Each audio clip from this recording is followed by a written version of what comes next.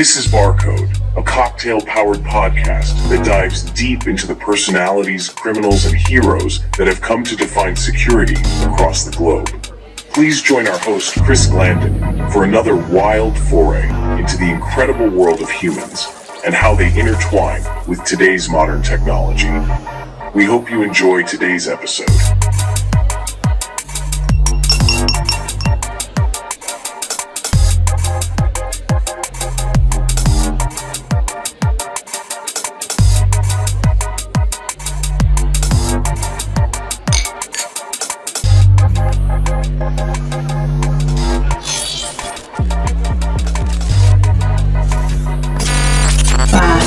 Four, three, two, one. Activate.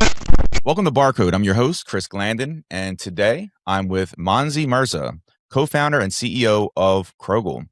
Monzy is a security leader who actually lived the problem he is now building for. So Monzy, thanks for stopping by BarCode, man. Yeah, good to see you, Chris. Good. Thanks for having me. Absolutely. So if you don't mind, tell me about yourself and your path from experiencing those pain points I mentioned and how that led you to Crogl. Yeah, I mean, I think when I like to describe myself as a lab rat, I spent about a dozen years in the nuclear weapons complex as, many of those years an applied security researcher. Then when I was at Splunk, started at Splunk right around 2011. And, in the early days of Splunk and was there for a decade, I started the go-to-market function for cybersecurity at Databricks. And I kept seeing, similar problems over and over again.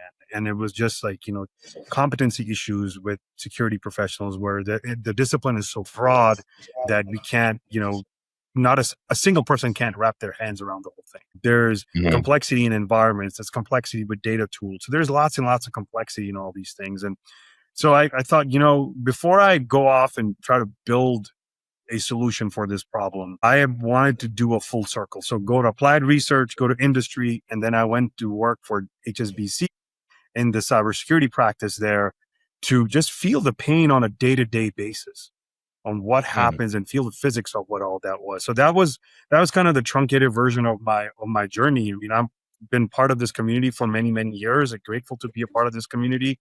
And I just wanted to serve the community. And we came up with this like crazy ambitious mission statement for ourselves. And he said, what if we could create a company that would enable every security practitioner to be as effective as the entire team? It's hard enough to make a person as effective as the best person on the team. But we painted this ridiculous proposition. What if we could make one person as good as the whole? And then you can imagine the sort of Inception style spinning of that, right? And so that was our goal. And we really wanted to take a hard look at why these problems existed. And that's what we're building towards. Love that. And what you said earlier about like embedding yourself into organizations to kind of get their pain point from their perspective. I guess what were some of the takeaways there that surprised you? Yeah, so, I mean, just to frame this, right, just think about the kind of organization a global top 10 bank is. Every tool that you will ever want to have access to, money is really not a problem. Processes are the things that complicate lives. And they're highly sophisticated and competent teams because they can hire from anywhere in the world and they can hire the best of the best. So all of the things that oftentimes people talk about as barriers no longer exist, right? But there's still challenges. So to your point, where do the challenges come from? My biggest sort of aha moment, one of my biggest aha moments there was I was working on something and I saw a message on a chat message that says, who knows how to write a query for X? And so that in itself that's trivial, whatever. But the response was the one that was the aha moment. Is that Bob is really good at that, but he's not here today. And the last time I had a similar problem, he gave me something, this might work for you, copy paste the string. Okay. And I thought to myself, oh my God, if a team of such high competence is reliant on this kind of an interaction, the rest of the teams in the world, they don't stand a chance. So and so if you kind of bubble that up, that's a competency gap, right? In the sense that And it's not competency because people are dumb. It's competency because we can't all remember all the schemas and all the data lakes. Yeah. And so that was a big one. The other one was a domain expertise problem that I kept seeing coming up. And this was natural, right? I include myself in that bucket, where some people are really good at doing network analysis. Some people are really good at understanding email headers. Some people are really good at doing endpoint stuff. All right. And so different people have different domain expertise, but there isn't a single person that can describe exactly how an email comes into the environment. What filters does it go through? What authentication mechanism does it land on? How does the user see it? How does it get shared? Where is the data stored for it? Right. And so it's very complex, even if you just pick this email train. So that was the other piece, is like these domain expertise. And then the last piece is process, or what I really call it. It's more like access. Process is a side effect. The last piece is access to the resource that is required to get the job done. And what I found was there was administrative gates to that access. Bob was really good at something because Bob could log into a console that I could not log into because I have certain levels of privileges. Or Bob was able to log in because he was able to get a brokered credential from a credential broker system to escalate his privilege. I wasn't able to do that as a user. And so its competency is domain and its access to tools. And we just trying to figure out, like, how can we compress all of those three things? Because if we don't compress all those three, we can't make a single practitioner as effective as the entire team, because the entire team collectively has competency, domain expertise, and access.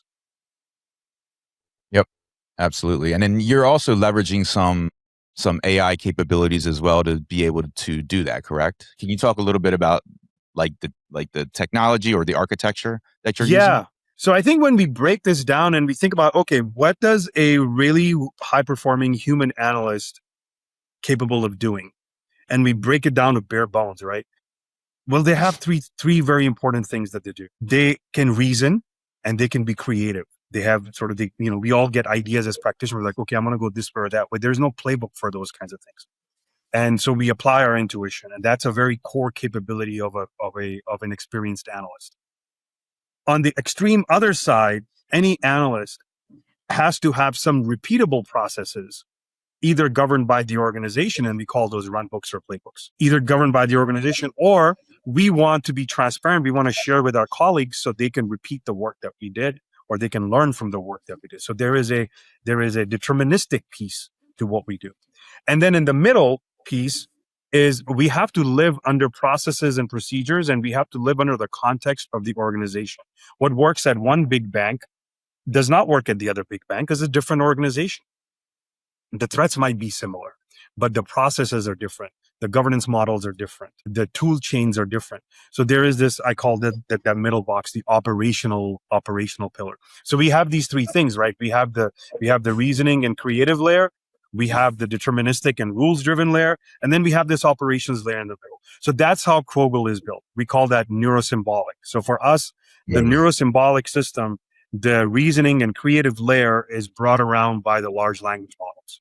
And we have a bring your own model architecture. So you can plug in open weight models, you can plug in frontier models, and we invest our energy in evaluation frameworks and so on. So your work is consistent regardless of the model. So that's one pillar for us. On the other extreme side, on the symbolic side of this architecture, we have a rules-driven system and a deterministic system.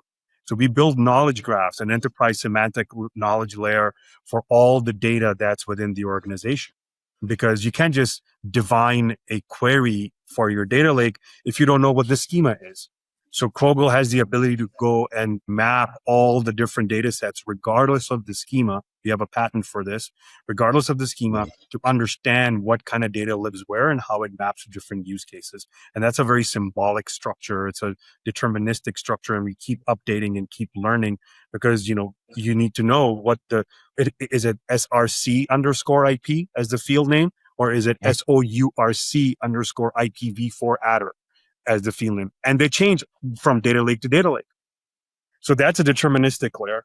And then for us to harness is the one in the middle, the operational layer ties the deterministic layer and the language layer together, or the reasoning layer together in a system that is secure, that is private, so you don't leak credentials to the language models, so that you have a secure product that runs on-prem or can run air-gapped without any additional dependencies, that can apply role-based access controls, that when you write a skill to investigate something according to your process, that one, you're able to write it in natural language, and two, you're able to share it, and three, it aligns to your organizational processes, and you do all of that in the background.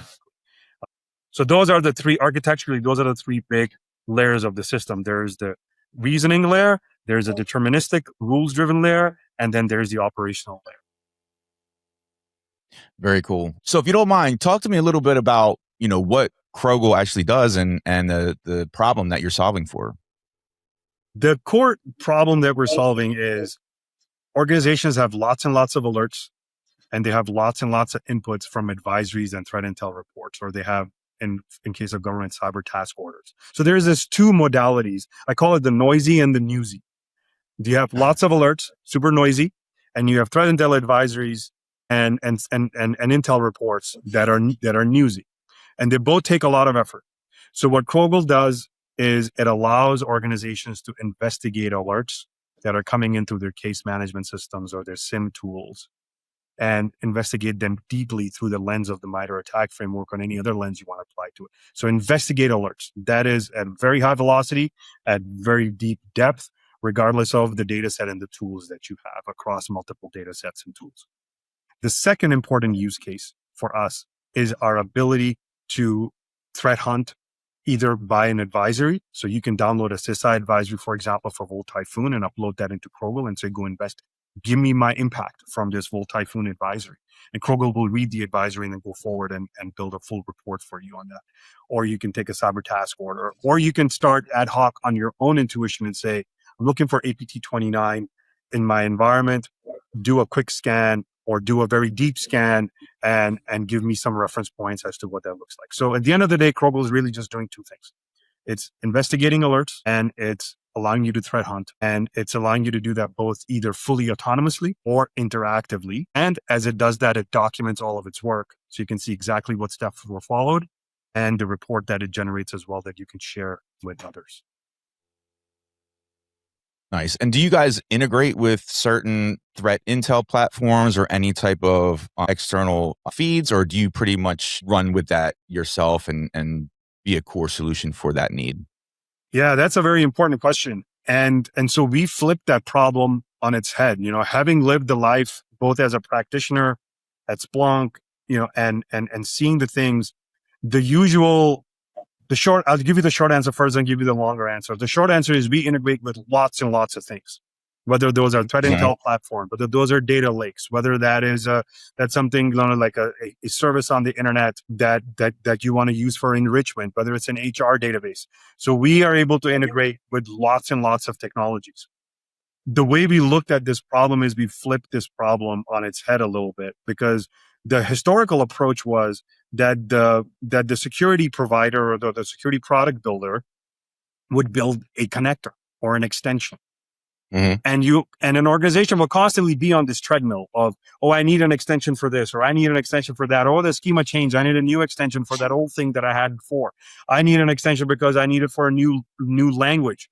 So because of our invention of this knowledge graph capability that we've built, we are now able to route the connection with any connector into that knowledge graph, so that connection building for a Crogl user is very, very fast. You literally build a new connector for a technology with Crogl on the Crogl Assistant interface. You can just type it in and it will build one and tie it together. And of course, if it's not a well-known product that no one has ever seen before, for which there is no documentation, all bets are off.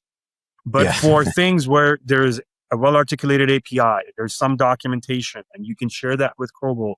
We support direct API connectivity. We support MCP server connectivity, so that those interactivities can happen even during the course of an investigation. So we really compressed that extension building. And so we build extensions or connectors, or the customers can build it, the community can build it. And we invest a lot of energy in evaluation frameworks and so on to make sure that they're built to a certain standard. I'm going to take a little bit of a different approach with this next question and from the perspective of a CISO. So a CISO may be evaluating, 3 similar AI SOC type of products.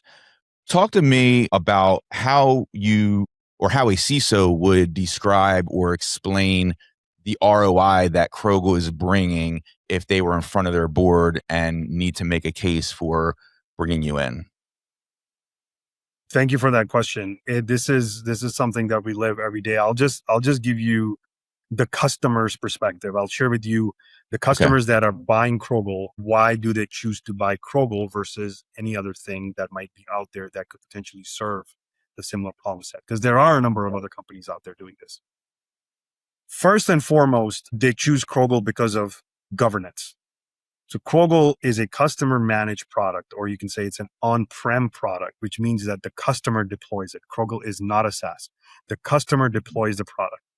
And so if you are an electric utility company and you need this in an OT environment, if you are a big 10 bank and you want this to be hyper secure and you want to control every single part of this, if you are a government agency that wants to deploy this in a classified environment, all the governance control of the product are paramount. And so Crogl, and so we have customers in all 3 of those sectors that I just shared with you. And so that's why it's a governance model that the customer is choosing. Because if you buy a SaaS product, there's a lot of things that are up in the air. If you buy even another on-prem product that has hooks back into the internet, a lot of the things are up in the air in terms of how the product works. So governance is number 1. The number 2 reason why customers are buying Crogl is they have lots and lots of data lakes and they have lots of tools. Our biggest customer has 3 SIMs, 2 SOAR platforms, and they collect about 100 terabytes of data per day in multiple data lakes. So super complex environment, lots of data fragmentation. They want to use, they cannot even start at the question of, well, your data has to be normalized. They'll just laugh everybody out. Yeah. And the third important piece is our support for multi-model. And we support open wake models. We support frontier models. We support a number of different models that you can use one after. You can use a model from a frontier model provider in the morning, and you can use your own self-hosted model in the afternoon with Crogl. And you don't have to change your operating models. You don't have to change your procedures. You don't have to change anything. It works. And so those, I would say, are the 3 biggest reasons why customers choose Crogl. And those are the kinds of customers that we built for. We built for these sorts of organizations, because if you are, so if for example, if a CISO is listening with that kind of requirement, right? So if you're a CISO listening to this and you are hyper paranoid in terms of what goes to a language model or what goes into a SaaS product, well, Crogl is for you. If you're a CISO that has a sophisticated team and you want to take your team to the next level and you don't want some third party to take all your intellectual property and how you operate and what you do and where your alerts goes, Crogl is for you. And if you're a CISO who wants a predictable pricing model where it doesn't matter how many people on your team, it doesn't matter how many alerts you receive. If you want a predictable pricing model, Crogl is for you. And so those are the customers that are choosing Crogl. Love it. I love the predictable pricing model as well, because that's a huge differentiator, I think. Yeah, I mean, I just don't understand how a lot of companies right now in this space in particular are like, well, if you search for N number of if you do N investigations, you have to pay this much. If you do N plus Z investigations, you have to pay that. That doesn't make any sense. Like, why are you incentivizing a team to apply their intuition, to go faster, to do more, and to multiply their capability by creating a pricing model that does that? And essentially what that means, there's lots of, we can really get editorial on this, but as a practitioner, this is why we built a model this way. Is this like, look, because we believe that the number of alerts is going to increase. Because as more AI comes in, as the footprints expand, as new threat models come in, as the usage of business applications expands over time, there's going to be more and more alerts. I mean, just think about it. If we went back to 2010 and I told you, Chris, you're going to get an alert in a couple of years that says S3 bucket exposed to the world, we would never believe each other. What the heck is that? Yeah. And then the Capital breach, the Capital One breach was exactly that. And now we have lots of different products that have alerts and compliance monitoring and all of that for crowd cluster. We're going to see a similar challenge with the explosion of AI and agentic frameworks in the business. Yeah. And so you can't live in a world, and I think you cannot rightly sell a product and tell a customer straight face that, oh yeah, when you do that next investigation, it's going to cost you more. Yeah. You have to find a different metric. You see it now, like the agent versus agent future that's developing, and you're starting to see that now. So, I mean, what do you I mean, predict with that based on how it's scaled, over the past year, and just want to get your perspective on that. And then, how is Crogl getting in front of that? So we see, I think base principle, right? It's useful to call out that the research numbers on the cost of a sophisticated campaign range anywhere from 30 cents all the way to about 90 some dollars. There's well-documented work that's been done by a number of organizations, either AISI out of the UK or out of University of Illinois, and a number of other areas. I'm happy to share my talk I did on this topic at a Gartner Summit a few weeks ago. And so there's good data. There's good data to support that the cost of a sophisticated campaign has dropped precipitously. And so it's less than $100. I mean, just round up, right? And that's very cheap. It's less than $100. And so now what that means for security teams is, well, where do you draw your focus? So that's point number one. Number two, you look at the community interactions and sort of all of the editorialization around the Mythos announcement and the Glasswing project in general, with a very heavy focus on vulnerability management. And well, first, the exposure that there's an opportunity for lots and lots of exposure here. And then the positive conversation of, okay, we need to rethink how we do vulnerability management. So I believe what's gonna happen, or what we keep hearing from the customer community, is they're imagining a world where essentially every day becomes Patch Tuesday, because people are going to discover new vulnerabilities. They're going to build patches. They're going to issue those patches, and then now the organization is going to have to now deal with those patches. I was talking to an ex-colleague who is at a government agency just literally like last week on this exact topic, and he used the word blast radius. And he said, well, I'm now looking at the world. He runs an environment that has over 80,000 endpoints, 2 Class B networks, and he's responsible for vulnerability management. And so he's saying, well, I'm rethinking how we're going to do this. It used to be that vulnerability management was sort of this side thing where you would occasionally get some requests. If you were an IT administrator or if you were a system admin, you would get this side request to go patch something. He says now everything has to go through vulnerability management, because we have to decide the prioritization of what gets patched first. And because you can't just go and apply a patch, because especially if it's a mission critical system that is a critical service, lots of people use that service, and the patch could potentially degrade the service or disable it completely. And in the world of SSL, for example, you can imagine, like, if somehow there's a vulnerability in TLS 1.2, and you say now you have to upgrade to 1.3.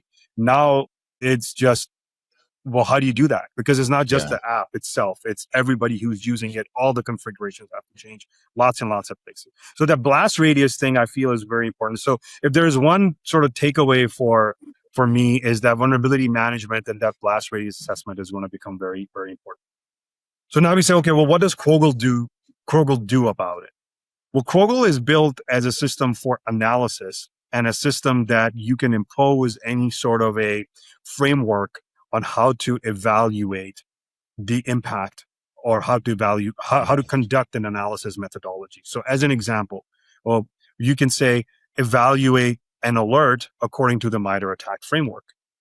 And that's what Crogl does. So when an analyst is investigating alert in Crogl for potentially malicious PowerShell usage, Crogl isn't just evaluating that PowerShell stream. Crogl is looking at, well, where did that string come in from? Who was the authenticator? So it's moving left and right on the kill chain to try to figure out, well, was it delivered through a payload somewhere? And if yes, well, did it come in through email? Did it come in through a USB? So it's going backwards in the kill chain.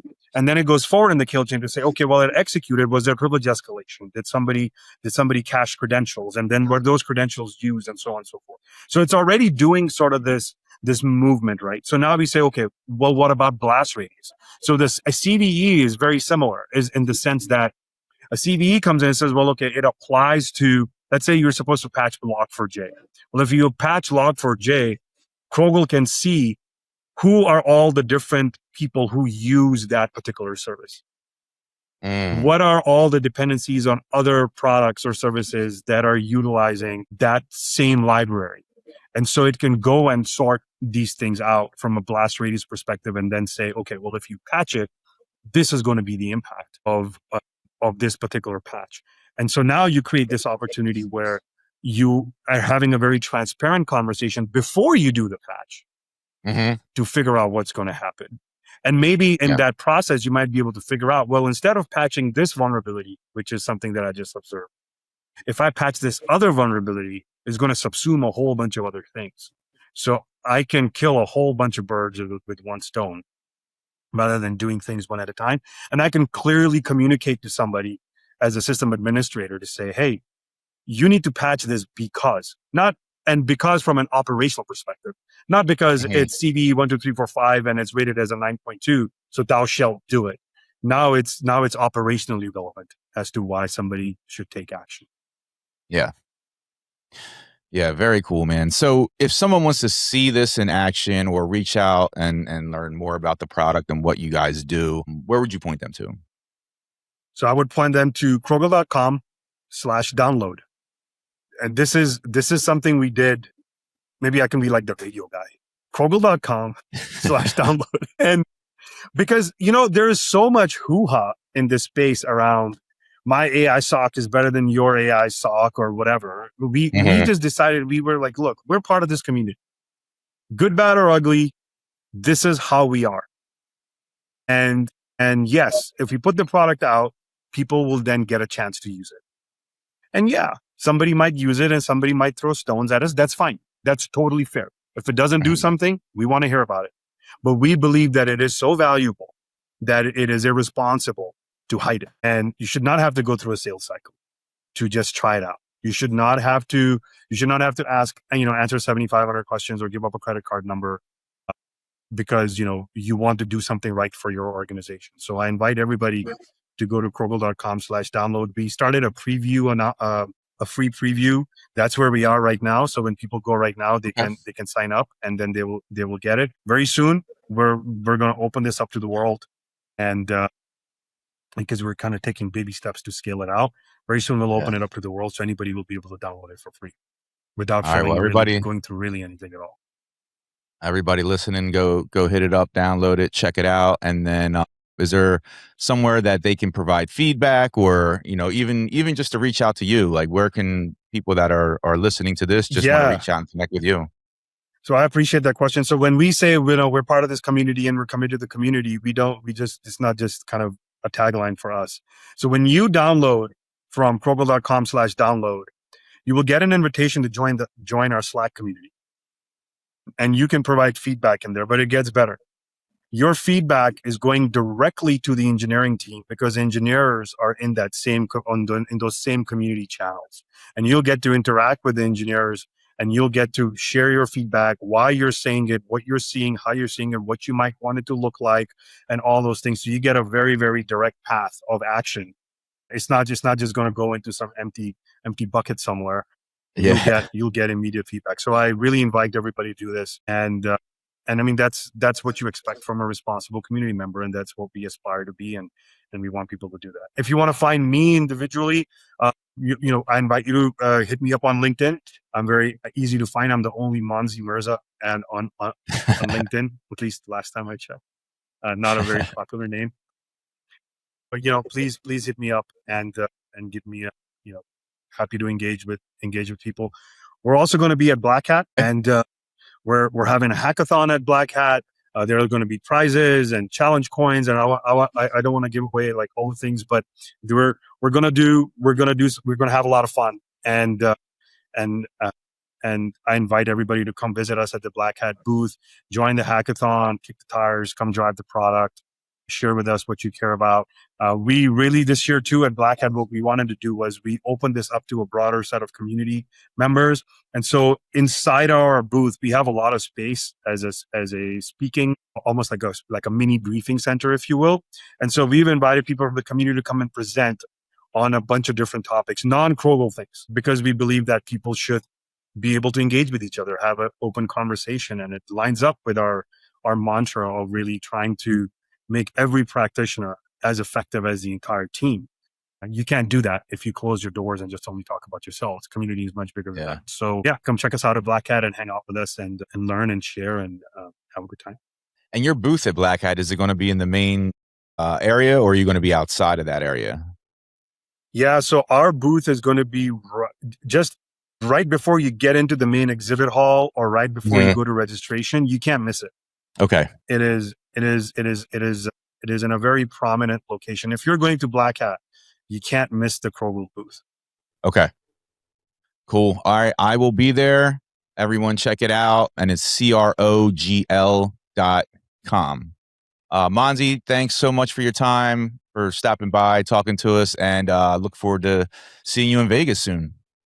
Yeah, thanks, Chris. Great to see you. Thanks, everybody, for listening. It was awesome. See you in Vegas. Thanks. Take care.